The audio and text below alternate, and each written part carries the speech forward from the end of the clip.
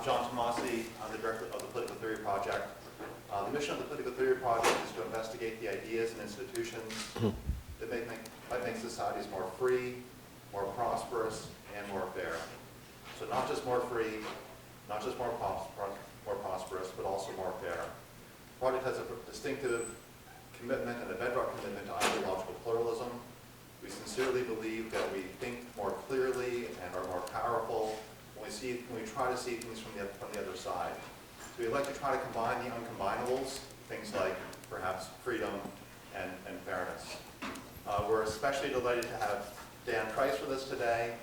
Dan, as many of you know, is the CEO of Gravity Payments, a Seattle-based credit card company, processing company. Dan was named Entrepreneur of the Year in 2014, right? Yeah. And then in April of this year, made headlines by announcing a new policy at Gravity, whereby over time, every employee would be paid $70,000 a year. It's been featured. At least. At least. Rush Limbaugh got that one confused a little bit.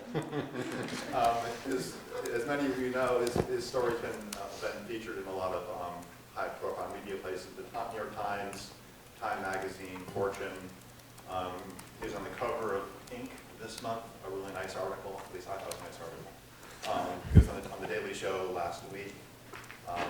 He may soon be on, other places. One of the things that I just want to read something, when I first heard about Dan from the New York Times piece, there was a line, he was a quotation of his that really captured my imagination. He said, quote, "As much as I'm a capitalist, there's nothing in the market that's making me do it." So as much as he's a capitalist, it's not coming from the market that he's doing this thing.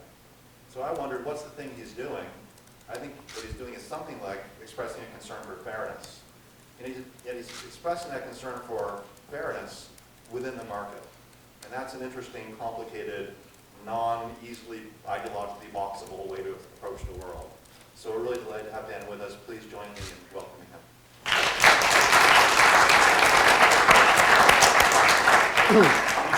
Feel free to walk. Cool. Whatever Thank you very much. I'm really excited to be here. I've traveled a lot. In fact, I probably travel maybe right now like twice a week, and probably on average maybe like once a week. And it's so crazy because this is my first time ever in New England today, and it's just unbelievable. I can't believe I've lived this long. I've always wanted to come to New England. I've never been to Boston. Like, crazy, right? Like, such a cool city and place I always want to go. So I'm happy, I'm excited to be here. I live in Seattle. It was a long journey to get here today. I started my day yesterday in my favorite spot, which is my bed in Seattle, with my little dog and snuggling up, and it was an early morning.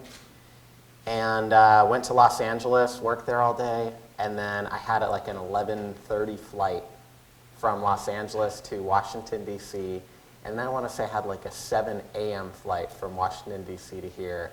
Got in at 9, slept for a little bit, and I'm really excited to be here. You know, it's a really cool thing for me. I was also mentioning, this is my first time ever on an Ivy League campus. And so like for a kid from Idaho, it's like super duper thrilling. And I remember, I grew up in rural Idaho, like out in the middle of nowhere.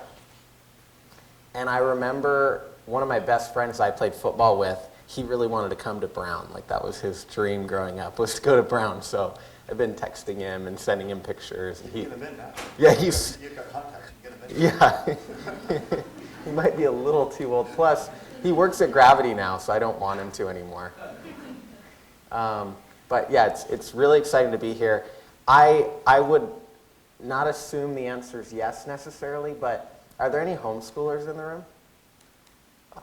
What's your name? Griffin, cool. Anybody else? So, does anybody, how many people in the room know about homeschoolers? Like the stereotype. So, I'm a homeschooler. Griffin will tell you it's a unique life. It's an interesting life being a homeschooler. In my case, I fit all those stereotypes. I was pretty socially awkward. And it wasn't like I was in a place like Providence or a place like Boston. I was homeschooled out in the middle of nowhere in rural Idaho. And people ask me all the time, oh, what town in Idaho? There was no town. Like, the closest grocery store was about a half hour away. The closest gas station was like 15 minutes away. You know, I commuted an hour to school every day once I finally did join school, which was in junior high. So it was a little bit different upbringing. And also, I grew up in a conservative Christian family. Anyone here grew up in a conservative Christian family? Yeah. So we got our peeps. I'll give you a flavor for my conservative Christian family, which was unique. My dad worked like crazy. Neither one of my parents have college degrees, and they had 6 kids. So I'm the 4th of 6. And it's really hard to raise 6 kids in general. But when you lose some of those advantages in life, where they started really early, they didn't have any kind of financial head start, they didn't have any kind of educational head start, the types of things that would give them future or present economic head start they didn't have. And so they came up with probably a pretty traditional arrangement where we didn't really see my dad very much, and my mom kind of took care of the family, took care of raising us.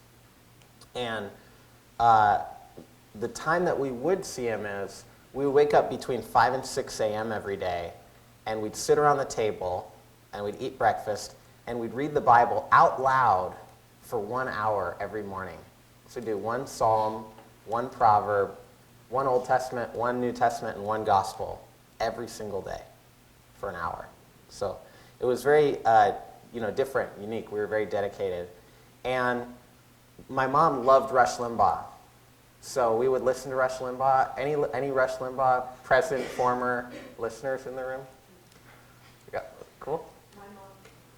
Yeah? No one's, like, how many people here have heard Rush Limbaugh before? Okay, almost everybody. Okay, good. Well, when I was a kid, Bill Clinton was president, and Rush Limbaugh liked to make fun of Bill Clinton a lot, and he had this song that I still remember that was good. It went, "All your money I will tax from you. All your money I need revenue." Sure, you guys like that one, right? But my mom was a very independent thinker, so we listened to Rush Limbaugh every day, but then we were the only family that I had ever met that recycled, and that's hard. It was hard to do in Idaho in the 80s and 90s. So we'd sort all of our trash and drive like an hour to the only recycling center. And then my mom had us eat all organic, vegetarian, and we would generally like farm our own food in our backyard. So, in some ways not your typical, conservative Christian upbringing, but in other ways, kind of typical conservative Christian upbringing. I thought I was really cool, so I thought when I went to school that everyone would really like me. And I remember going and, kids were kind of making fun of me, and I was having a hard time fitting in. And one of the kids was really nice, so he pulls me aside and he's like, "Dan, you're wearing those shoes, but those are like gym shoes. Like, you can't wear those to school. Like, you can wear those to gym class." And I didn't know any of this stuff, so I saved up for a few weeks, and I went to the store to buy some shoes. And I bought some shoes, and they looked like all the other kids' shoes. So I was really excited to go and just feel like, okay, now I can fit in. Now people won't make fun of me. Now I'll be okay. And I showed up, and they're making fun of my shoes again. And so he pulls me aside, like, "What did I do wrong?" And I'm like, my shoes are exactly the same as all of your shoes. They look exactly the same. And the guy's like, "Yeah, but my shoes say Vans on the side, and yours say Payless." So apparently I had to learn some more. But I really got very lucky because I met 2 guys that were musicians, and we started a band together, and I was a musician.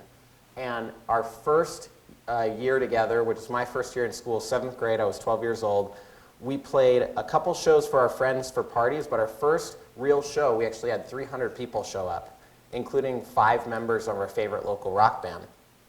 And they asked us to start playing, opening for them, going on tour with them. So it was a very short tour, but we did our first tour between our 7th and 8th grade year of junior high.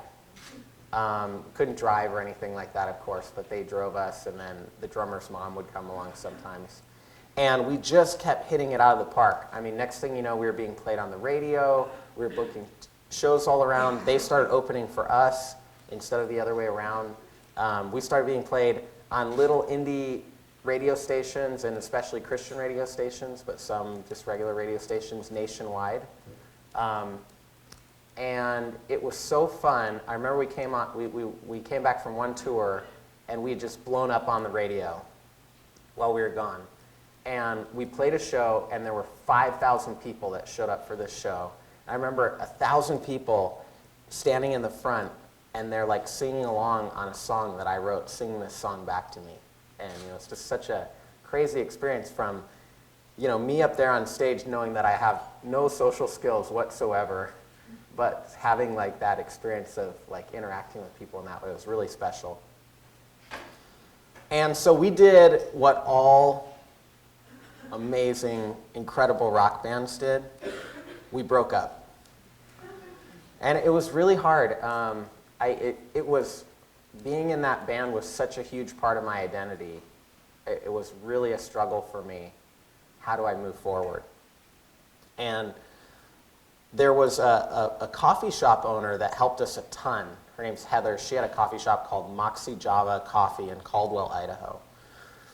And she was an incredible business owner in ways that are really important. She loved her clients. She loved trying to make good coffee. She loved serving people, socializing. She loved our band. And we would do acoustic shows there and raise money when we had tours or CD projects. And she was like an important part of our band because it was just such a great thing to have a home venue that we could control anytime.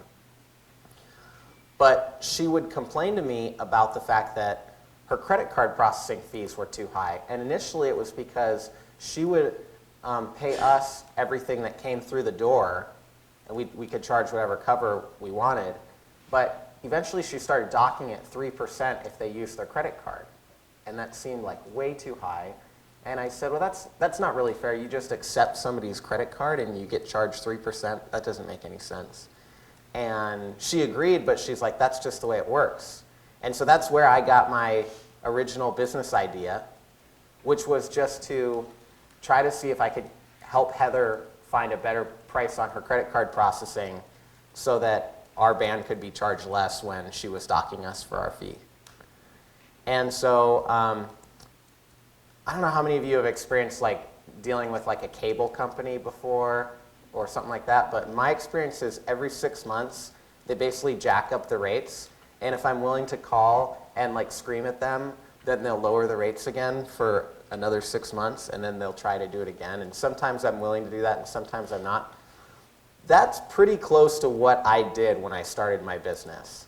I would call Heather's credit card company and I would basically just be her employee and manage that relationship for her.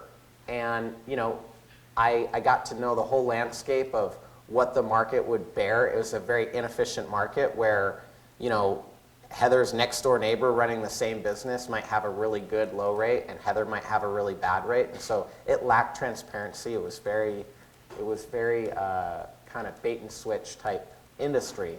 And so I was able to add a lot of value. And Heather started telling a bunch of her friends about me, and they told their friends, and before you knew it, I had a small practice and a bunch of different clients, and this was my junior and senior year of high school. But it just seemed like I would never get ahead because as soon as I would negotiate an agreement with one of these credit card processing providers, they would point out to me how their contract basically allowed them to undo that agreement anytime they wanted to without telling me and without telling Heather. So I was chasing my tail, and I was able to more or less protect my clients from it, but it was a really tough thing for me. And I was just so offended, I was so upset that these independent business owners that had done so much for me, both my band and starting my business, basically had no voice, and these big faceless, nameless companies with no brand in the marketplace could take advantage of them anytime they wanted to. And to me, it seemed like the contribution I could make to society was twofold. One, it would be really fun to spend my life, or as much as I could, serving these independent business owners that had, like if you think of your favorite place to go, right? You look around, it's all these independent businesses, but the owners of those places, a lot of times they're like doing blood, sweat, tears, making less on a per hour basis than any of their employees. It's not always the best lifestyle for them. And so just serving them seemed like a really nice, important way to spend my time, number one. Number two, you know, I can be kind of a violent person in some ways. And so destroying this industry that seemed so predatory seemed like a fun thing to fantasize about and try to do. And so I set out to build my own company, and it took me a couple years. I was able to launch it my second term of my freshman year, so like January, February of my freshman year of college. And it was an exciting time. It was a challenging time in a lot of ways because I was working 18 hours a day, and I would kind of like work on sales and customer service during the times that my clients were working, and then I would do all the programming, underwriting, banking, regulatory work at night at the time. And it didn't really leave any time for things like sleep or going to school. But it was really fun. And I was living in an unfinished utility closet in a basement. I had to climb 2 flights of stairs to use the bathroom. And it was literally just like concrete floors and like exposed beams. And the ceiling, I couldn't stand up all the way in my room, but I thought it was kind of cool. It was like a hobbit room or something. And so I remember getting to the place where I could afford to pay myself $30,000 a year, maybe a year and a half or so in. And it just seemed like the best thing that could ever happen to me. Like, I'm making enough that I can live kind of like a normal life as a 19-year-old at the time, 20-year-old at the time. And I can go to work every day and do what I really love and like serve other people. And it just seemed like the coolest thing ever. A little bit prior to that, I hired my first employee, and that was difficult because at the time I didn't tell anyone my age, so I'm kind of like trying to like pose that I'm a little older. I used to wear a suit and tie, short hair, shave every day, kind of dressed like Dan Quayle. And yeah, exactly. And so I remember I could only afford to pay him $24,000 a year, no benefits. And he was, you know, quite a bit older than me. He had a girlfriend. He had all these things in terms of needs, and I was really worried about that. Like, I wondered, like, is this really okay for me to only pay somebody $24,000 a year and no benefits? But it was all I could afford to do. And so I decided, I had a little bit of guilt with it, and I decided that I would always do my absolute best for him, David, still works at Gravity today, but I would also always do my best for the people that work at Gravity and try to serve them, because my first kind of love in business were these independent business owners, but I needed to find a way that I could make it a good deal to work at Gravity, and that was the only way that I could feel good about it. So I hired him, and then I got to the point where I could like pay myself a little bit of money, and the company never really made any money the first few years on top of that, and I didn't care. It was totally fine with me because we were disrupting this industry that I was really against, and it was hurting people that I was for. So I was really happy about it. And of course I was young, so I had, you know, this ego building of like, oh, look at how you're doing cool stuff and you're successful and you're young. And so I thought I had it all figured out until the last week of August of 2008. And, you know, there had been different signs and speculation, like the economy might not be in the best of shape, but it didn't really impact us at all. Until the last week of August of 2008, we actually lost 20% of our revenue, basically overnight, because all these independent businesses, people just stopped shopping there as much. It wasn't like we lost our clients or they closed their business or they called us and said, we're not going to work with you anymore. But people just stopped People didn't shop there as much, so we lost 20% of our revenue overnight. And we went from being a little bit better than break even to losing a tremendous amount of money every single day that we stayed open. I think one thing that some of my friends that had similar businesses in other industries were doing, they immediately started doing layoffs and benefits cuts. And there was this idea of cut early, cut bigger than you think you should, and that's how you're going to survive. That's how you get through. And I really, really didn't want to do that. I actually made a layoff plan. These are people I really care about that have been loyal to me, done everything for me. And I made a plan of like who's going to get laid off. And that was really tough. That was really difficult to do, but it motivated me. And so I decided, well, I need to be transparent with everyone. So I got everyone together and said, this is what we're up against.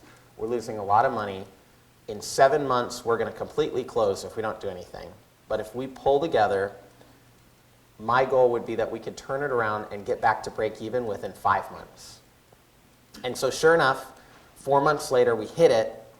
And then I had heard this term called contagion. I didn't really know what it meant, but our largest vendor kind of like went under just when we made it across the finish line. And they almost brought us down with them. So I ended up being assigned to the bankruptcy court in Delaware to represent the unsecured creditors and work with the people that were buying the company. So we just barely got out of that one, and then one of our largest clients went bankrupt, and we got implicated and had to kind of refund all their customers' money. So basically what I'm telling you is, the Cliff Note version, I definitely should have lost the business 3 times in the span of a year. And like every single time, we just barely made it out. Anyone have any guess as to, I mean, this is my dream, I'm working hard, I love it, I want to do this the rest of my life, and I just basically almost lost it 3 times, where each time I was 100% sure I was going to lose it. Anyone have any guess as to how I might be feeling at that time? Any words that come to mind? I was scared. I remember laying in bed and imagining losing everything just to deal with the fear. And the reason why that helped was I would think about if I lost everything, how I could start something else, how I could maybe go get a job and experience what that was like as an adult. I was thinking about how everyone that I worked with, they would benefit from having this experience early, or as early as possible, and they could like take it and turn it into something better. I thought about our clients and how the education that we had given them would empower them to stick up for themselves even if we went away. And I would literally, I mean, it might sound crazy, I would sit there and fantasize about losing everything, which I still do to this day. But with David, that initial employee, I couldn't afford to pay him very much, but I really wanted to pay him everything that I could. After this experience, I was scared, and think about what that might have done to my feeling of being bold and generous. Because, we were growing fast, we were serving, we were being generous, and basically I almost lost my job, I almost lost my livelihood, which was my favorite part of my life, because I wasn't being, frugal enough or tight enough or responsible enough. I wasn't running a business the way it's supposed to be run. So I decided that I was going to become the best conventional, purely economically motivated business owner that ever existed. I mean, I studied, anyone know like Jack Welch, rank and yank? Anyone heard that term? Basically what it means is you're going to fire 10% of your staff every year. And it's like this Hunger Games type experience. And this guy was considered the best CEO in the United States, and he was out there preaching, you should do Hunger Games and fire your bottom 10%. The next 70% will be so scared to not be in the bottom 10% that they'll do a good job just out of fear, so you can completely ignore them. And then the 20% on top in your organization, which maybe represents, if you're a good organization, like the top 1% of the workforce, for them, you're just going to throw like lavish amounts of money and gifts and praise and do anything you can for them.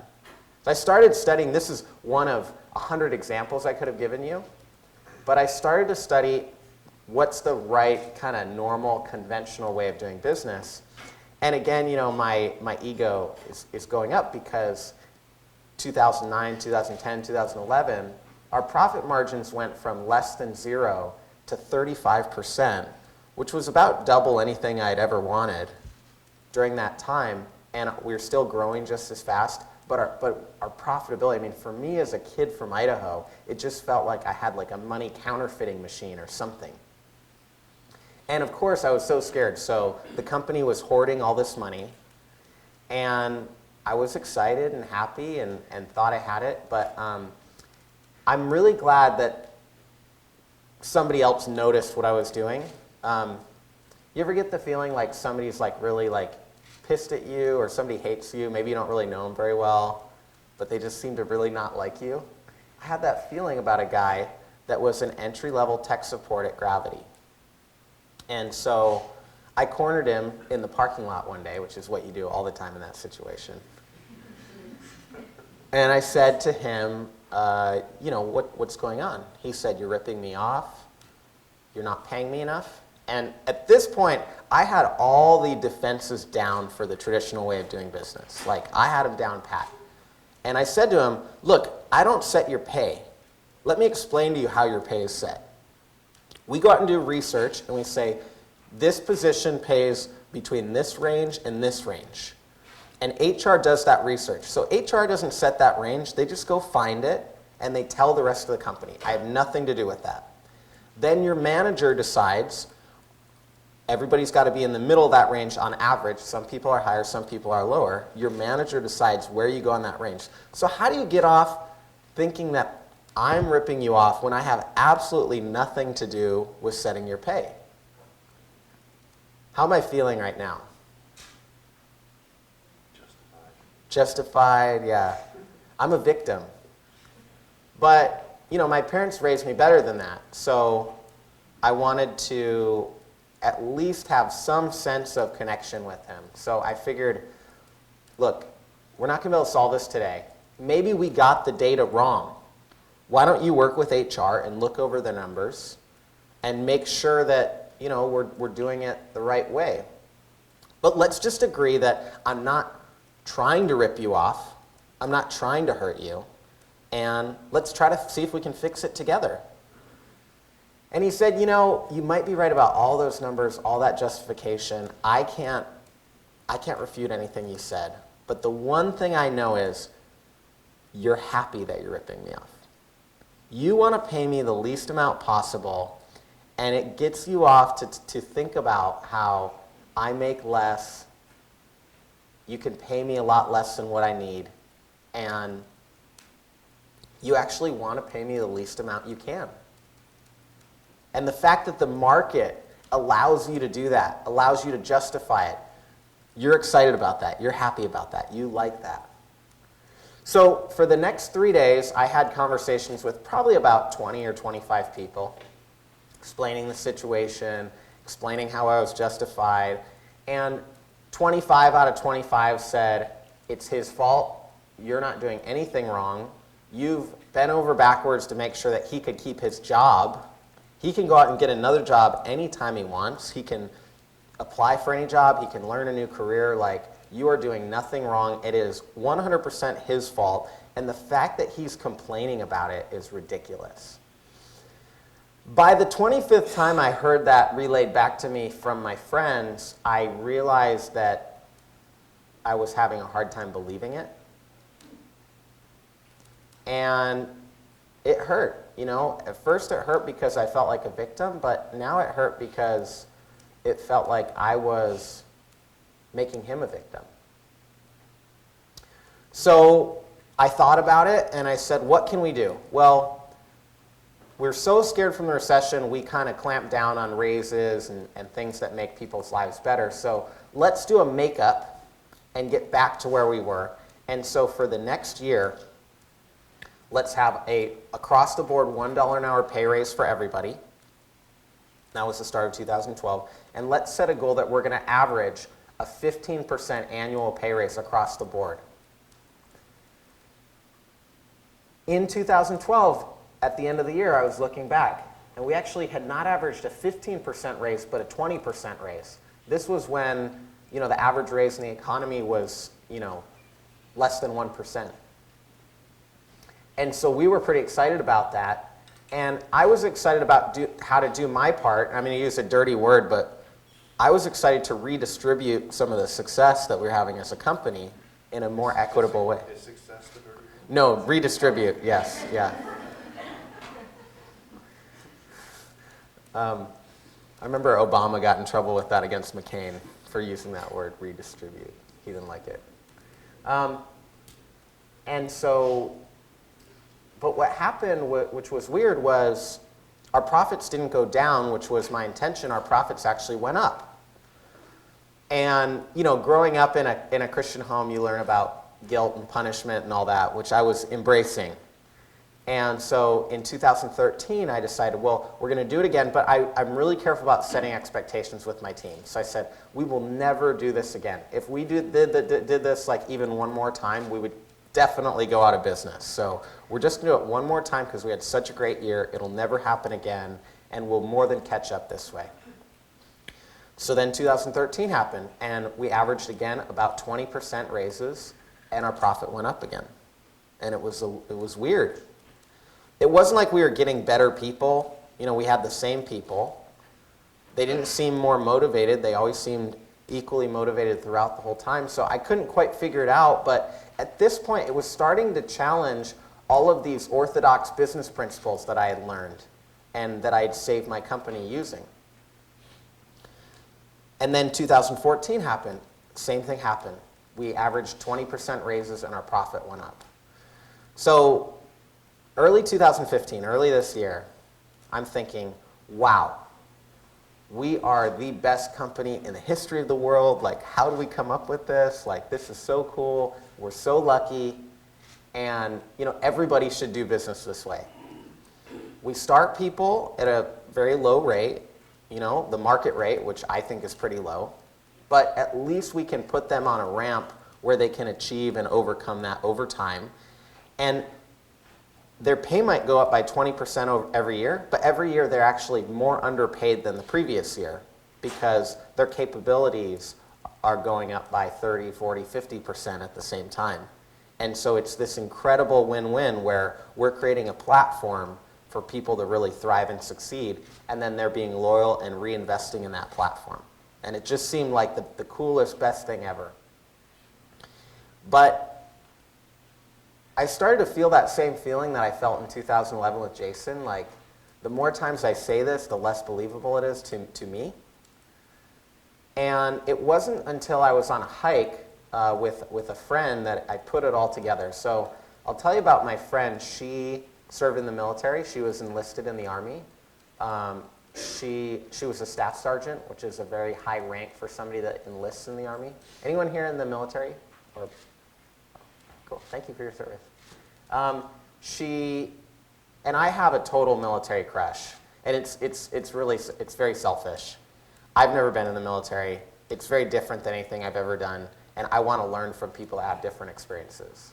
So I just tend to really gravitate toward and seek out people that have military experience because I just want to learn from them. And it's funny because two people that have been in the military, I don't think they can see the special qualities that the other one has because they both kind of have it, but I feel like we can see it if we haven't been, because just whatever you feel about pacifism and all those types of things, it's just a really different experience they have than the rest of us, right?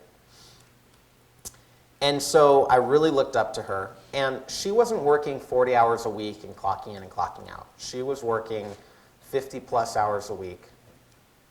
She was working her main job, but then she had a side business that was making money. And I knew a little bit about how much she made, and she was explaining to me about how a $200 rent increase was making it so her entire life was going to get thrown upside down. She's like, I could eliminate my car, I could sell my car, not pay insurance, not pay gas, but I have a property management business that brings in more money than what my car costs, and I can't do that anymore if I don't have my car. I wouldn't be able to get from this place to that place. And she kind of like house sits and dog sits for people on the side there. She was just taking me through. I could like try to just like eat ramen noodles, but like, she's in her 30s. She doesn't want to like give up her health. That seems like it would be a bad long-term trade-off where it actually end up costing her more than she saves, even though she'd save a little bit. So we're going through, and I'm just struck by the options that she has, how poor they are. And also, we're talking about a $200 rent increase. At the time, I'm making $1.1 million a year. $200 seems like absolutely nothing to me, right? It's like a nickel. And so I asked her, what would it take to just live a normal life where you couldn't necessarily do anything extravagant, but you could just have all the basics covered, and when you had priorities, like really high priorities, that were more luxuries or not strict necessities, you could do one every now and then. So we talked through that, and I remembered a Princeton study that came out in 2010 by Angus Deaton and Daniel Kahneman that basically said at $75,000, there's like a non-linear thing. If you're making less than $75,000, then every dollar that you make less than that hurts your well-being. But once you get to $75,000, the dollars that you make over that don't actually help your well-being. And so it's like, people say, does money buy happiness? I think does money buy well-being is probably a better way to put it. And what they proved to some degree is that it does up to a point, and then it stops, which is a really weird thing. You'd think if one's good, if two's good, if three's good, then four's good. But there's a point where that goes away. So I'm putting all this together, and I'm seeing how much money I make, how little she makes, and actually decided on this hike that I was going to implement a $70,000 minimum wage at Gravity based on kind of what we brainstormed together it would take to just have a normal life in Seattle. So then a couple weeks later, I make the announcement, and I'll back up a little bit. I was traveling to New York a few weeks before, and I had stayed in somebody's home to save money. I'm like kind of a frugal traveler, and he had an extra room, and I went on one of these like websites where you can like just borrow somebody's room. I didn't even have a private bathroom, so I had to get to know him and everything. And he worked at the New York Times, and he said, "Dan, your story's really fascinating. We like what you're doing. Let me introduce you to somebody at the New York Times that may want to write about you at some point if you ever have any news." So I'd gotten introduced and had stayed in touch. And then also just before that, the little local affiliate for NBC called King 5 in Seattle, the reporter that used to cover us in Seattle had been promoted to NBC Nightly News and the Today Show. And so we just decided, after I made this kind of commitment to myself, we decided, we should fill in, and who knows, maybe they'd be interested in it. And within an hour, both of them called us back and said, "We want to do this story. We're really excited about this story," And we were hoping that just one of them would, because we both told them, we think you'll be the only person there. So then we had to like apologize, like, well, we can't really say no to NBC or the New York Times, but you guys don't really compete. So they weren't happy, but they were okay with it. And then I made the announcement. And when I made the announcement, I don't know if anyone saw the video, but it was kind of funny because there was an awkward pause for probably like 7 seconds. And everyone's just like, it's like I hear the words, but I have no idea what they mean. I'm normally like fairly articulate, so I'm trying to figure out like what's going on here. Should I say it again? And then my friend that wanted to go to Brown that works at Gravity, Garrett, just started screaming. And then everyone started screaming. We got up. We had this amazing moment. And I was so focused in the moment, I have no idea what my emotions are, no self-awareness in that moment. But one of the cool things about when you have somebody there recording you is you get to go back and see. And I saw my eyes in that moment. It's one of the happiest moments of my life. And it's like, no matter how it goes from there, like I get to keep that moment, right? Like I get to keep how happy I was for that time and go back and look at it. So just from a purely selfish standpoint, I do think there's an element of selfishness in all this stuff. Like I had such an incredibly fun time doing this. And on the other hand, I can only take so much fun at once. So I was looking forward to kind of like going back to my normal routine, going back to my normal life. And about an hour after the announcement, somebody texted me, hey, there's a story about you that's #1 on a site called Hacker News. I'd never heard of that. So I clicked through the link that they sent me. It was a childhood friend. And the New York Times story's up and running. I'm like, this is an hour after the announcement. How do they have the story up right now? But I didn't know what Hacker News was, so okay, cool story, like nice, that's a wrap kind of thing. And then an hour later, I get a bunch of people texting me, your story's #1 on Reddit right now. This is going to be embarrassing, you guys are going to think I'm a loser. I had never heard of Reddit, I had no idea what it was. Not the most media savvy guy out there. I'm from Idaho. Like, in Idaho, Reddit is not a thing. And the story just blew up. 2 hours later, it was like we had turned into Gangnam Style. Like, it was like every post. Or maybe actually Ice Bucket Challenge. It's like every single, you remember Ice Bucket Challenge, like every post on Facebook? And there were like 2 days where I was hearing from friends that their friends of friends of friends in other countries were complaining about how this dude in Seattle was like filling up their Facebook news feed and it basically made Facebook unusable. This was like coming from Hong Kong, Israel, Australia. And so then the media went crazy and NBC called and said, yeah, we wrote that story, we were still going to run it on Nightly News, but now we want to write it on the Today Show, and can you fly to New York and be on the Today Show? And then Good Morning America called, and they said, we want you, and there was this big drama between Good Morning America and the Today Show, which I won't take you through, but it was crazy. And my phone literally became unusable because every 5 to 20 seconds, there was an interview request coming through. And you can't answer a phone call every 5 to 20 seconds. So it's like the call waiting just would never stop, every phone call that I picked up. And the NBC story ran. It became the most viral story in the history of NBC News. And I was on the airplane, and NBC had actually hired like a producer/bodyguard to make sure that ABC didn't intercept me on the way from Seattle to the Today Show. But I was secretly doing an interview with ABC at my office, so I almost missed my flight, and I know she would have gotten fired if I had, so I'm like driving like 200 miles an hour to the airport, like I cannot get this woman fired. Because I convinced her to not escort me from my office to the airport, knowing that ABC was at my office and it just wouldn't turn out well. And so I'm on I'm in the plane with her, and Good Morning America keeps texting me, and it's coming up on my computer. They're trying to figure out if I'll do the Today Show live, and they've conceded defeat at this point, and then come over across the street and do Good Morning America the same morning live at the same time. And I'm trying to figure out, like, is this possible? Should I do this? So I go to fill out the situation with this woman that's the producer that's making sure I get there.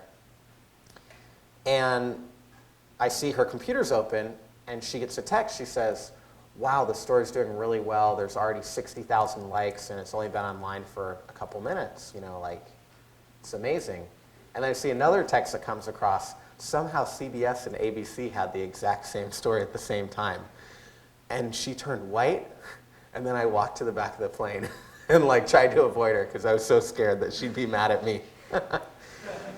But it was a crazy situation. I think I ended up doing 25 live interviews in 3 days, and I had fun. And then 2 weeks later, I got sued. And I got sued. One of the things I shouldn't have left out, but I did. Originally, when I started the company, when I made the transition my freshman year of college, I started with my older brother. And after a couple years, he kind of decided it wasn't for him, but he had always maintained a minority stake in the business and had been almost entirely disinterested in like being involved and talking about it and hearing what was going on. And I'd heard some complaints about things, but not for a long time. And all of a sudden, I have this crazy moment and all this excitement, and then 2 weeks later, I'm being sued for it. For minority shareholder oppression, breach of fiduciary duty, not following the market, right? All these things. And also, I mean, he had always set my pay prior, but he's like, well, you can't just sue somebody for this, so it's like, but also I'm saying that you shouldn't have been making 1.1 million like after you took the pay cut, right?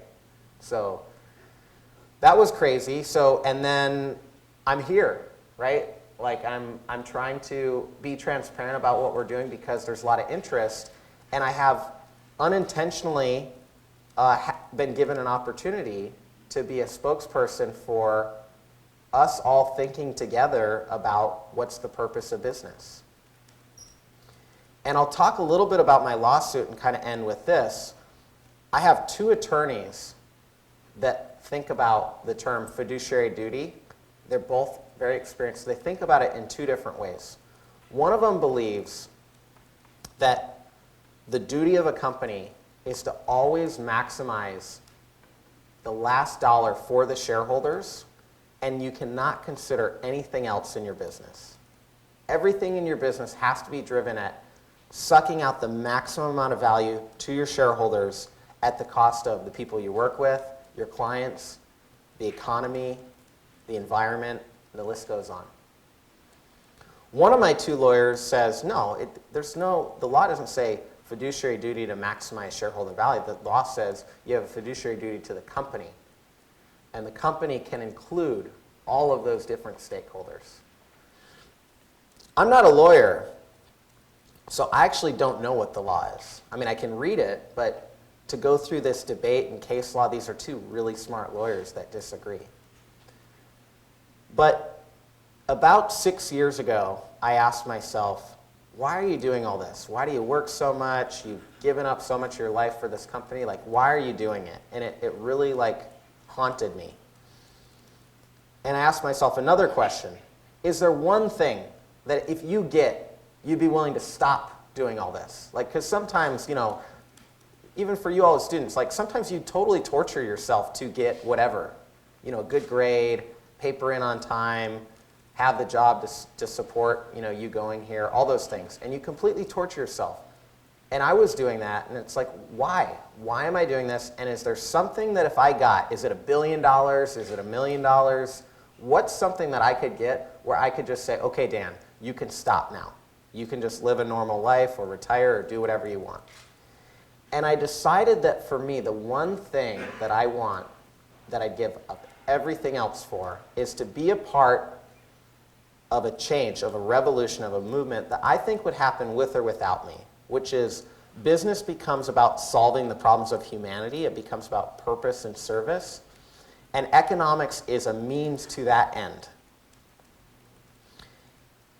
Once that shift happens, and my goal is to have it happen within the next 35 years, once that shift happens, I can kind of check my box.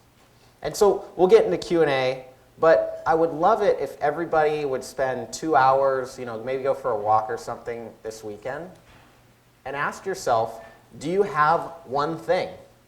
Like, is there one thing that you could accomplish where you could just afterwards not torture yourself, not push yourself so hard? Get out of the rat race. Is there one thing that would get you out of the rat race where you would be just happy and you didn't have to do it anymore? And the value of getting that one thing for me is my job every day is to wake up and try to convince businesses to continue to use me to process their credit cards. It's completely disconnected. And to try to get a few more to use me today than were yesterday. But I see these two things as completely linked. And I think if you can start linking the work that you do here at Brown the work that you do outside of here, the relationships you have with your one thing, I think that's what it's going to take for us to move to that next evolution in business. But also for you, it's great because it can create a character for you where you're not going to violate that. So just because it's been done this way in the past, all of a sudden it's not good enough if it doesn't align to your thing. Just because your boss told you to or your professor told you to, that doesn't matter. That's not good enough. You have your North Star. You have your guiding principle. And connecting those two, I think, makes just living every day really fun, and even taking a crazy red-eye flight to get here. So thanks for having me.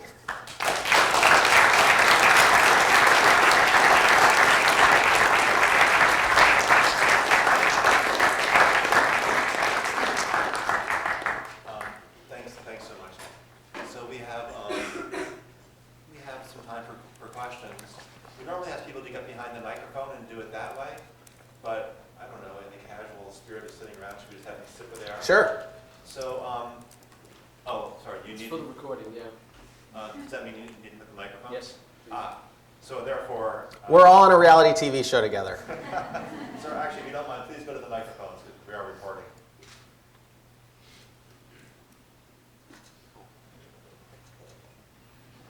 You just please, whenever you want to stand up, go to the microphone. And I'll just sort of keep the cue a little bit. Tom, please. Yeah. Thanks very much. Very interesting talk. Thanks for having me. One interesting thing was how you would implement these raises, and you saw your profits would increase. And Yeah. you did it once, and it worked. You did it again, and it worked. So I'm wondering, how confident are you that that productivity increase was due to these incentives? Are you pretty confident that's the case, or could it maybe have been due to economic factors, or what do you think? Not very confident. And I'm not even sure that productivity is the right term. Because sometimes what people mean by productivity is all of a sudden like one person can do the job of two people, and so then you don't have to hire more people. And it wasn't like a bottom line savings type thing. I know that when I learned the traditional way to do business, and like BCG, McKinsey, and Bain, they had like a really strict ideology around the way to run a good business is to cut expenses, lever up the balance sheet, and say you're going to innovate and grow top line. And it's a very mathematical, formulaic way to run a business. But the way we run a business is everybody's the CEO, everybody's an entrepreneur. And so that's the culture that we have. And that culture would literally allow me to get away with almost anything as a CEO. Like if you have a culture like that where people love coming to work and people are willing to have autonomy and go beyond their job description, the innovation and creativity that you get is incredible, and that sometimes has an impact on your expenses, but even more often has an impact on your top line. And so we're seeing a lot of growth. I can't draw a line to the raises. To me, the raises were, do you pass the character test of doing the right thing when you don't have to? And I think that when you pass those character tests in life, it perpetuates some of those special factors. And to me, if we would have not taken that action, then it would have shown that what we were saying about how we valued people, we wanted people to be autonomous, we wanted people to be the CEO, it would have proved that it was only hype and that we didn't actually mean it. And then I think it would have come tumbling down at some point. But it was definitely, I don't have any confidence or even a theory that it was like a strict one-for-one. And my talk probably was a little inarticulate in that way. But to me, it was more of a character test that when you pass, you can then try to reach to the next level. Thanks. Rob? Thanks for your talk. Yeah. I wanted to ask if you think that this particular style of doing business and doing human relations is sustainable in industries that are perhaps more competitive and have lower margins. More competitive than what? Lower margins. Yeah, and lower. So I guess where I'm coming from is if the market were Yep. really allocating super efficiently, there would be very, very little room for this kind of wiggle to like be kind to people, I guess. So Yeah, I great guess like question. in industries, for example, for like industrial manufacturing and things like that. Yeah, let's pick one, because a lot of the folks in my story are working in a call center, which can be outsourced, and it's that segment of the business is very low margin. Our business as a whole is incredibly low margin. But, so you all are interested in economic theory. I don't know a whole lot about economic theory. I know about gravity payments, right? But I can draw a couple of ideas about business from it, and maybe then you could help me figure out how to apply that to economic theory, because I wouldn't be the best person for that. I think that direction matters more than current destination for a business and its culture. So the way I try to live my life, in every area of my life, but especially in business, is I try to suck less every day. And I actually think sucking less every day will get you better results than being awesome. As crazy as that sounds. And so I think the direction matters. And so if you think that having a business with real humans running the business will give you a competitive edge for whatever reason, try to become more human as a business every day. It doesn't mean that you have to do something like what I did overnight, but I think it does mean you have to have that basic change of heart where you care, where you're willing to do whatever it takes. I'll give a specific example. So I called a call center the other day, and it was an airline that I don't normally fly because they're known for really bad service. And I had picked the wrong date for my flight, and not 60 seconds had gone by, and it wouldn't let me change it. And they said it's non-refundable. And so I call up 60 seconds later, like, okay, no, it's non-refundable. If I get somebody right away, maybe they'll just see that it was just like an error on my part, and they'll give me the right date. It's the same cost. I waited on hold for 20 minutes. And then I talked to somebody who, it was clear they had no interest in helping me whatsoever. I mean, the fact that they couldn't help me seemed like a point of pride for them.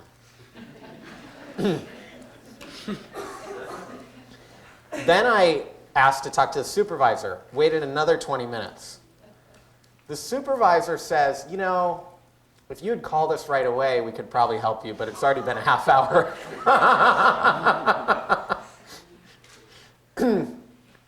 This is how so we have this idea that we don't need people anymore. Technology is automating, it's turning us all into machines, the computers do the work, and I can't get basic service, and I've committed to myself, I will never fly this airline again, ever in my life. And in fact, it's a convenient airline for the places that I go. So if this hadn't happened, I probably would fly it semi-regularly, right? And so I think that it does matter, but it's hard to prove it in a 100% theoretical one-for-one thing. And I wonder if that company had this way of doing kind of autonomy and having a purpose business, and they backed it up by actually caring about their people enough to do something, not just because they have to, but because it's the right thing to do. My guess is I'd be flying with that airline right now. On this side, please. Yeah, thank you so much for What's your your time. name? Antonia. Antonia, nice to meet you. Antonia from Ecuador. Ecuador, cool. Okay, yeah. So, at what point in your track or way to here, did you figure out what was your goal? Because did you start when you were in high school and you said, Yeah. this is where I want to be? So- I'm sure, sorry, Yeah. I'm sure this changes, like as an entrepreneur, as someone that's constantly innovating, thinking of what to do next. Yeah. Your goals always change, your ideas always change, but at what point do you decide which one's your goal? I'll just give you the bullets. So my first goal was to help Heather, who had helped my band.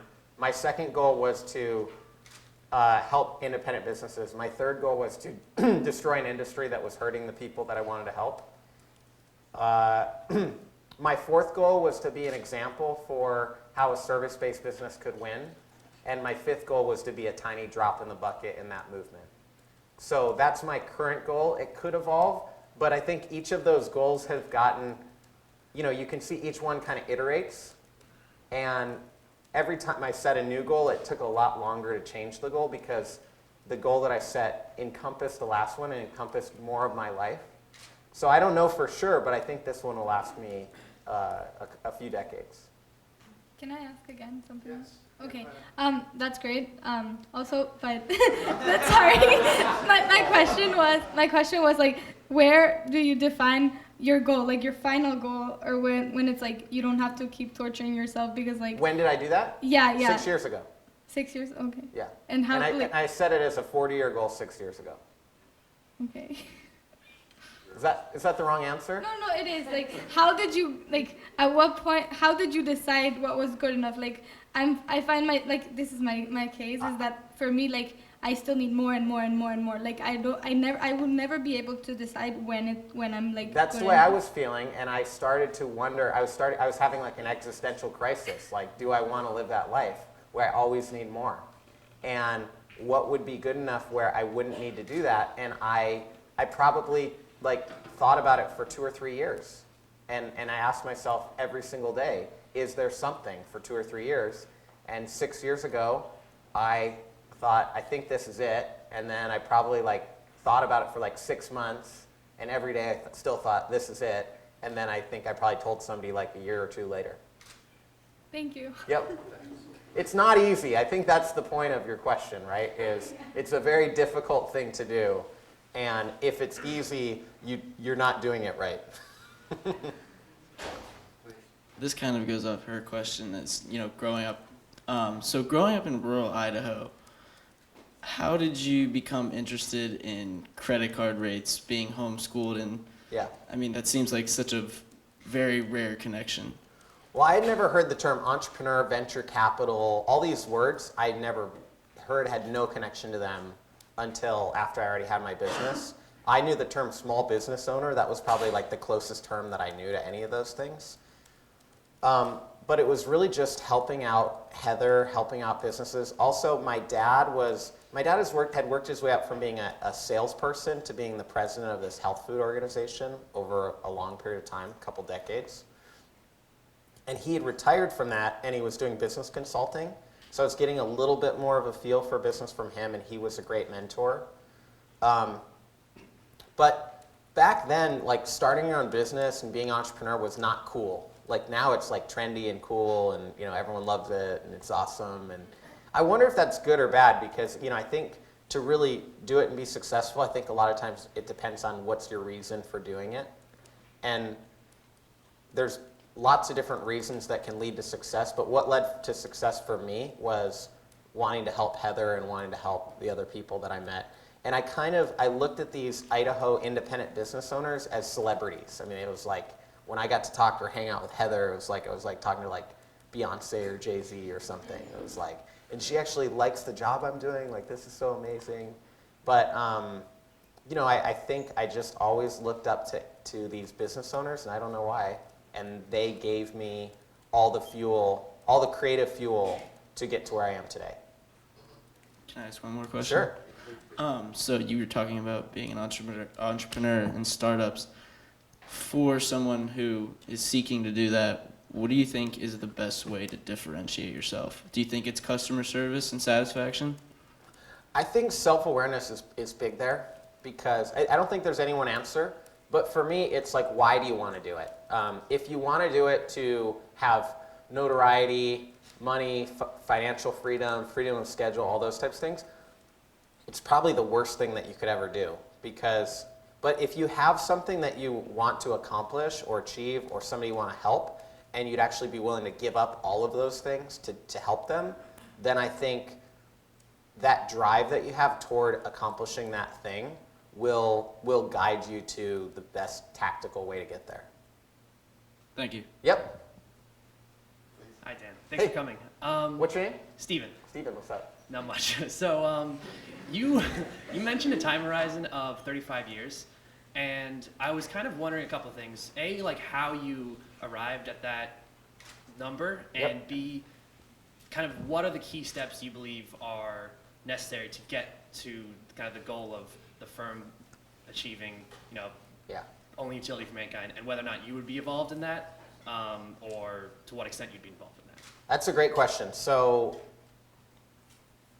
it was the same kind of answer as before in terms of 6 years ago. I was just looking at it and saying, what would be realistic for me to check the box for my career? And I think it was probably a triangulation of a bunch of different things, but two key elements were I was like 25 at the time, and so working to 65 seemed like a realistic thing. And then I thought about if it seemed like it could be realistic to happen sooner than that, and I felt like it probably wasn't.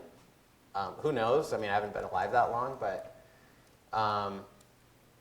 in terms of benchmarks, I don't know. I don't think I'm going to be a big part of it. I really don't. I think I'm going to be a drop in the bucket. And my original drop in the bucket that I wanted to be was just showing how these big, evil, opaque companies could lose, these Goliaths could lose to this David that was like doing the right thing. And that was my original idea for a contribution. And then, hashtag 70K CEO happens, and it's like, is this relevant to that goal? And that's something I'm still trying to figure out, but that's why I'm here, right? Is if I can serve that goal by going out and talking about what I'm doing, what we're doing, then it seems like something worthwhile to do. But I don't know that there are any benchmarks. I mean, I think it probably follows kind of that tipping point timeline pretty well in terms of there's certainly early adopters right now, but and there's a lot of enemies, which tells me that it's going to work. Like the amount of backlash that you get for like doing something that's not like strictly economic is incredible, and that gives me a lot of hope that that we're on that track because it's so threatening for people. But I have to think about that one. It's a good question. Thank you. Hi Dan, I'm Hey. Chris. What up, Chris? So thanks again for coming to talk. So I just have a question. So since I'm not, like the CEO of my own company, I can't put all of these practices that you've talked about, that you're really committed to, like having this focus on being able to allow your employees to operate Yep. as their own CEOs and like as humans, and you really treat them as such. But like, what are ways that I can take these kinds of values into like my own regular life as just a college student? Totally. So everything that I did was a reaction to something that my team did. They inspired me along the way, and like I can point on exact moments or situations or changes in the team that led me to the character test where I could, hopefully do the right thing and follow through. When I asked myself what were the keys that they had, which I think could apply to everyone in this room, I think being honest, especially when it's going to be unpopular or you're worried, and especially when you're speaking to an authority figure or somebody with a power distance over you, I think like being fully honest and transparent, not doing something a certain way just because other people are doing it that way or because it's been done that way before. Understanding the economics of everything that you do, and particularly, of your employer and your employer's clients. For us, we even try to understand the economics of our employers, of Gravity's clients' customers. Right. So, if we have a restaurant, we understand the economics of that restaurant, but we understand the economics of the people that are coming in and shopping at that restaurant or eating at that restaurant. So I think understanding those, and then like to me, it's all about service too. Like if you're thinking that everything's economic and it's like, well, there's a piece of trash on the ground and my job doesn't involve picking up that piece of trash because I'm not strictly speaking paid for picking up that piece of trash, so I'm not going to do it. Like that's a purely economic way to think about your job. But if you're just thinking, I want to do the most I can and put in the most and ask for the least, then that's kind of the service mentality.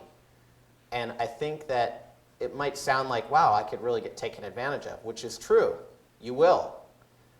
And we're very sensitive as people to being taken advantage of. It hurts. But for every time you're taken advantage of, there will be 3 times where you're rewarded, or the reward will be in a larger magnitude. And you'll actually feel the being taken advantage of more than the 3 things that you get for it. And so it'll kind of incentivize you not do that anymore. And you have to push through and like be about service. And then I think, you know, it's still okay to negotiate and all those types of things. Like you want to push hard and do that. But the same way I'm kind of not looking at strict economics with like every breath that I take, I think you can do that no matter where you are in that. And then you can be in a position of authority to tell your boss. And I love the idea too that somebody would come to me and challenge me, let's say before I had this policy, Dan, I want to live a normal life. I want to make $70,000. Will you commit to mentoring me or spending time with me or setting goals or helping me come up with my own path to get there? So I think it's really being the CEO of your own life, no matter where you're at. Okay. Also, are you the best boss in America? Absolutely not. That was an easy one. Hi, my name's Ellie, and I really Hey, Ellie. enjoyed your talk. Thank you. And I actually started my own company too. So I was just wondering if you What's thought your company? it's called Choose Something Good. Choose something good. Yeah. And what is it? I connect nonprofits with volunteers on based on a personality quiz. That's awesome. Thanks. That's cool. I was wondering if you would call yourself a social entrepreneur. I'm not good with labels. Did anyone see my Daily Show interview? So most people didn't, so so Trevor knows, like, Dan, a lot of people are saying it, I have to ask, are you a socialist? And I was like, you know what, Trevor, I'm not that good with labels, and I was about to go on and explain. And he's like, that's exactly what a socialist would say. So apparently, you know, I'm not good at any of those labels, but I do think that we as entrepreneurs, and this answered his question and your question, or anybody, I think we all have a social responsibility. And I think it's important for each of us, no matter where we are or what we're doing, to ask ourselves every day, what is my social responsibility? And if that makes me a social entrepreneur, or that makes me a socialist, or that makes me a libertarian, or anything else, like, I'm not really big on the labels, but we absolutely have that responsibility. And I try to suck less at taking it every day. Hi, my name's Jake. What's up, Thanks for Jake? coming today. Yeah. I read an article recently about how there were some employees who were upset over the change, over the pay change, and that they felt that the pay raise benefited the people with the least amount of skills and people who just clocked in and clocked out. Yeah. So how have you addressed those concerns, and I guess in general, like how have you addressed the backlash from those employees? Well, I agree with them. I think it is unfair. And I think that the decisions that I make are commonly wrong and unfair, but I just try to do my best.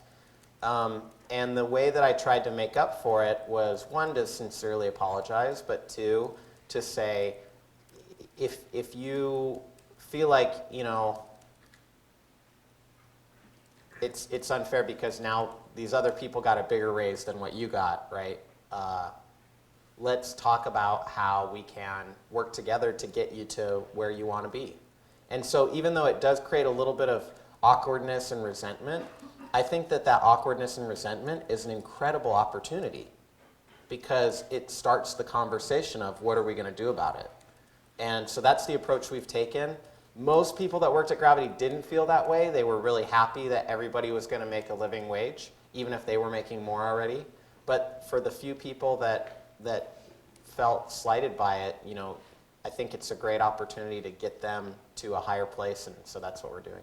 Thank you. Yep. Professor Gurovich, thanks so much for coming.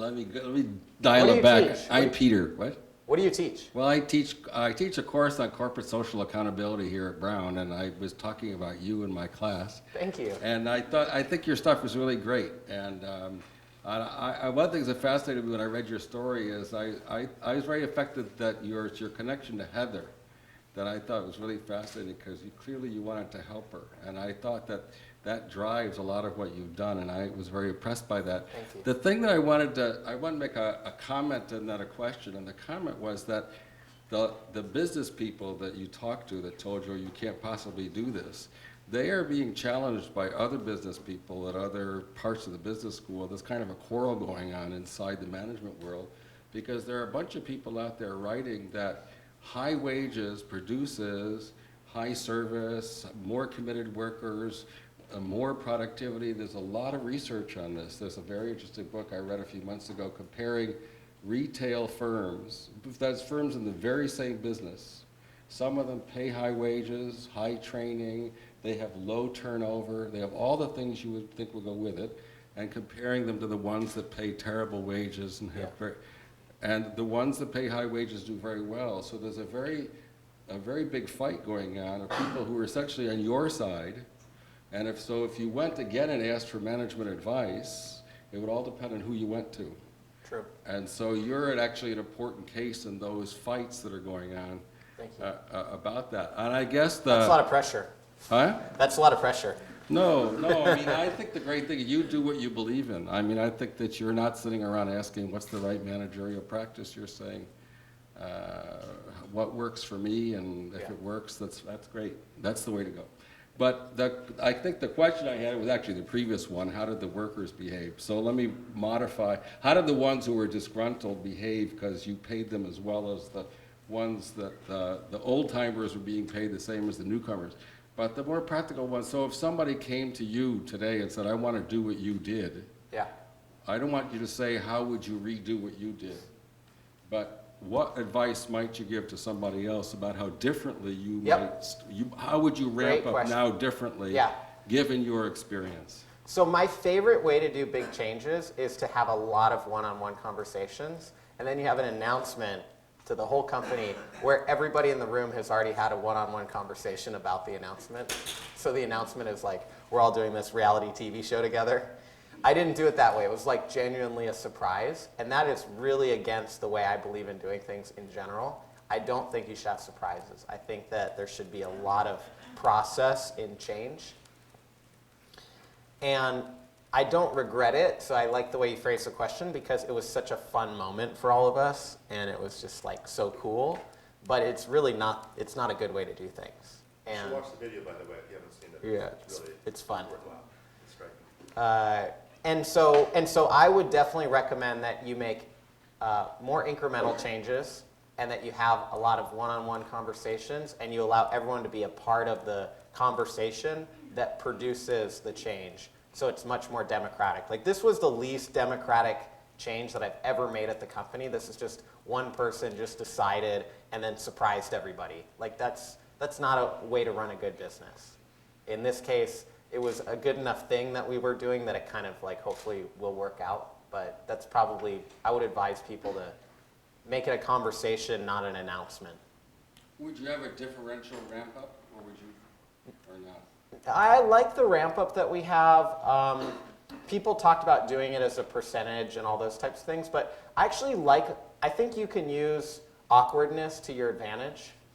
And so when you create tension and somebody is unhappy with their pay, I think that's a good thing because it's an opportunity to set goals. Somebody like asked me a question, another thing like, well, everyone's just gonna be unhappy again in 6 months because they'll get used to it. And I was like, yeah, that's the point. Like you wanna always get things better.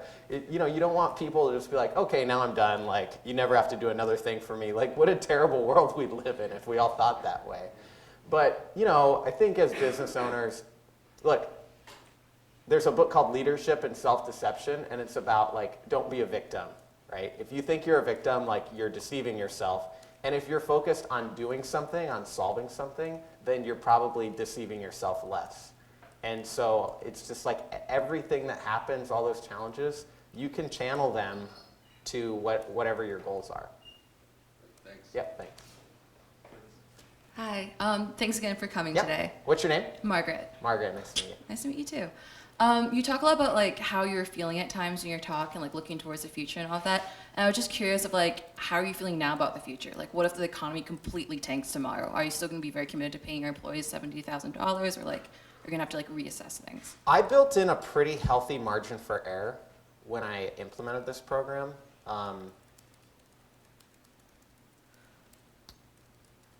for macroeconomic shifts. I mean, it still turned us into more of an underdog and it made things harder for us.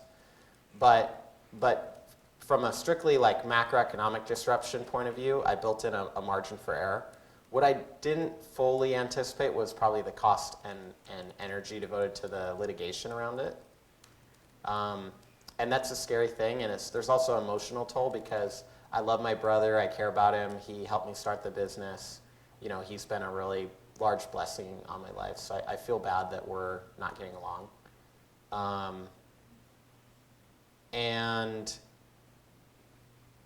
But that created more of a strain on the business than what I probably budgeted for.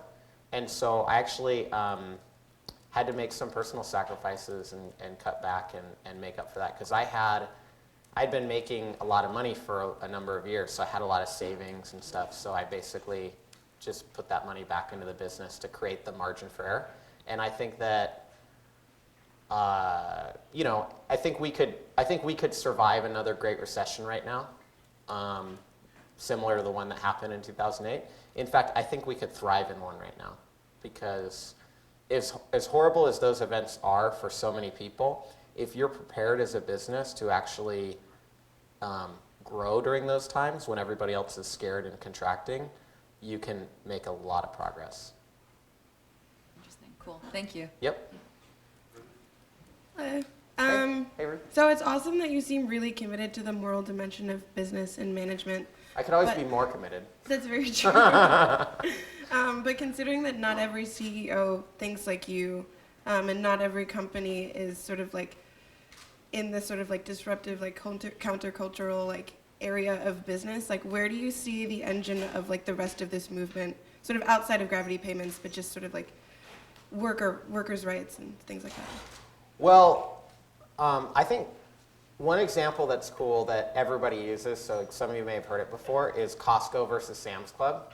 So Costco pays generally living wages, they give people a good career path, generally more autonomy, all these things. And Sam's Club generally doesn't. They pay the lowest possible and kind of like try to be overly prescriptive with their team members and have them kind of fit into a little bit of a box.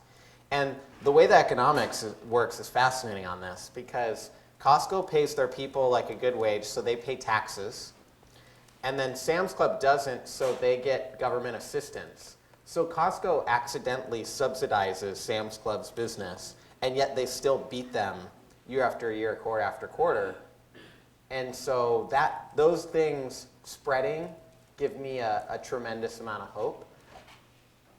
I think that there are probably thousands of examples out there, but I also think that it's just a matter of a change in generation, because I think that the traditional Jack Welch way of doing business was really incredible and got us to where we are today. Lots of problems, but it created this opportunity. And now we can consider humanity, and the question, I'm part of a group called Young Presidents Organization, another one called Entrepreneurs Organization. Two largest kind of medium-sized business organizations of CEOs in the world. And I go around talking to CEOs and I ask them, would you rather your grandkids are financially successful because they inherited money from you? Or would you rather your grandkids were financially successful because they inherited a good world, a good environment, a good opportunity from you? And there's two things that happen. All the CEOs say they'd rather pass along a good opportunity and a good world. And most CEOs recognize that their actions don't line up well with that goal. So I think once we fully realize that, then we can start to change it. Do you think it's more top-down? Do you think it's going to be more CEOs deciding to change the way that they do their business? Or is it more like the workers sort of standing up and saying they want more?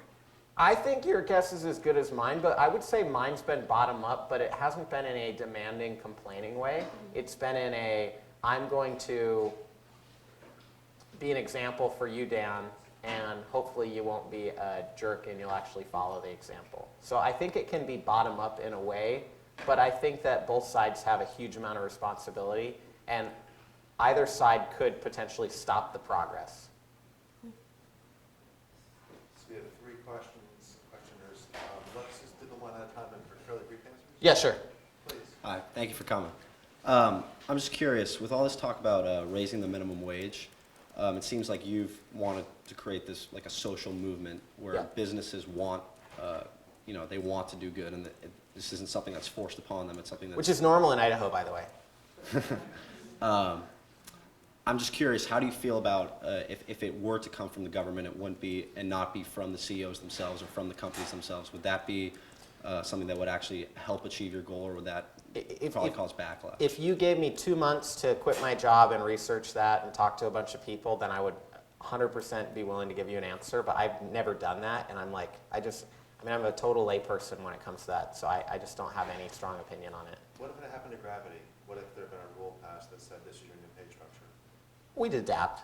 I mean, I think there's always these doomsday scenarios like government regulation this and government regulation that on both sides, and I think for me that's just part of running a good business is adapting to regulation. Like it's not anything that I would resent or be excited about. It's just like cost of doing business. Thank you. You'd be better to answer that question than me, though. No, I like your answer. Hi, Dan. Thanks for coming out. Yeah, thank you. One quick question. I had heard a bit about your story, but I thought it was really intriguing / crazy that your brother ended up suing you. Can you talk a bit about, did it blindside you in a way, and also just more generally, what do you think about doing business with your friends or family? It did blindside me. I was shocked. I think that I read this book called Founder's Dilemma. It was really boring, so I don't know that I'd recommend it. But it goes through like statistics of like what percentage of the time does this kind of stuff happen, and it is like incredibly high. So if you do go into business with your friends or your family, I'm not saying don't do it. Like maybe you should do it, but just understand the risk going in. And when you have multiple partners that start a business, the chances of those partners all seeing their contributions and agreeing on all the different contributions and actually like keeping the same values and the same goal throughout the life cycle of that business is like maybe single digits. So the chances and so if it's somebody that that's where you can compromise. But as a sibling, I think it's easier to like compete a little bit more, compare yourself more, and you have to work really hard. So I actually see, regularly I see a family therapist just to talk about it and figure out, what can I do, what can I change about my perspective to just get through it. So. And one quick thing. Yeah. Do you think the fact that he was your older brother played any role in it? I think that everything played a role in it. So that's my answer, non-answer. Cool, thank you. Do you have an older brother? I do. He asked me that. I got 3 of them. Dan D'Amico. I've been sort of toying between 2 different questions, but my background's in economics actually, and interestingly enough, hearing your story and the deep focus that you've placed on discovery and innovation, and you sort of already addressed the substance of my question about using the commercial sector to express your vision about the world as opposed to, say, advocating for legislation of the minimum wage. I found really interesting, and in fact, it's more like a comment than a question, I guess, at this point, since you've addressed all of those things, is that the economics field, there's a number of us who have spent a lot of time reading stories like yours to try to square these incongruities between the theory and the practices. And interestingly enough, the person whose commentary I think your description most aligns with gets a very different reception than you do, and that's Charles Koch. He has this very strong presentation about the role of empowering low-level employees in his corporate structure and discovery. And I was just wondering. I actually met him the other day, and I went up to him, and it was at this big, like, super liberal festival, Aspen Ideas Festival, and I walked right up to him and I was like, "Aren't you supposed to be wearing a Darth Vader outfit?" I was just wondering if he just laughed. I was just wondering how you would take that sort of comparison or comment the way in which entrepreneurs are perceived in society, or the way Yeah. in which corporate executives are perceived in society? I honestly don't know much about Koch Industries. What little I do know is that part of why they get a little bit of a bad rap is because they are in industries that are a little bit dirty environmentally, and then you combine that with very strong political relationships and money in politics, and it's just probably a little too easy for people to draw a connection there. And I don't know enough about it to know how well that connection exists, but take me for example, like, I'm not really in any kind of an industry that intersects with government that way, that's regulated that way, and I certainly don't have, the political connections or the connections to politicians that he has. In terms of if you put all that aside, and he came out and came to Brown and said, and none of that stuff was true that I just mentioned, and he talked about engagement and empowerment and how we need to have mastery, autonomy, and purpose be the core of why people are working, and it's not all about money, and we wouldn't need to put control in the hands of people, that are serving the clients. My guess is everyone would like to talk. In his book, Good Profit, the new book, he talks about that. Yeah. I asked him. Yeah, I'll check it out. Again, you're hard to read. It was so cool. It was so cool to be in this room though, because it's like Grover Norquist is right here. He's Americans for Tax Reform or whatever, and he says if any Republican raises 1 penny of taxes on anybody, Exorcism. he will put a mountain of cash behind just killing your political career the next day. And so it was all these it's crazy to be in these rooms, and especially for me being I grew up in the middle of nowhere, and all of a sudden I'm walking around talking to people that worked in the White House and worked all these places. It's really fun, and hope you all get to experience that here at Brown too. So Dan was saying a few minutes ago that he's not good with labels. Before his talk, I was talking to him about the label Bleeding Heart Libertarian. And some of you know I think of myself as a Bleeding Heart Libertarian. And I asked Dan whether he maybe thought of himself as a bleeding heart capitalist. And he seemed kind of hesitant to take that label on. Maybe he's hesitant to take any label on. But I have a label I'm going to just suggest for you. It's a little bit long, but bear with me. So this is what I think you are. A bleeding heart entrepreneur, not only in the marketplace, but also in the world of ideas. So we're just so happy to have you come to Brown. Thank you so much. Thanks.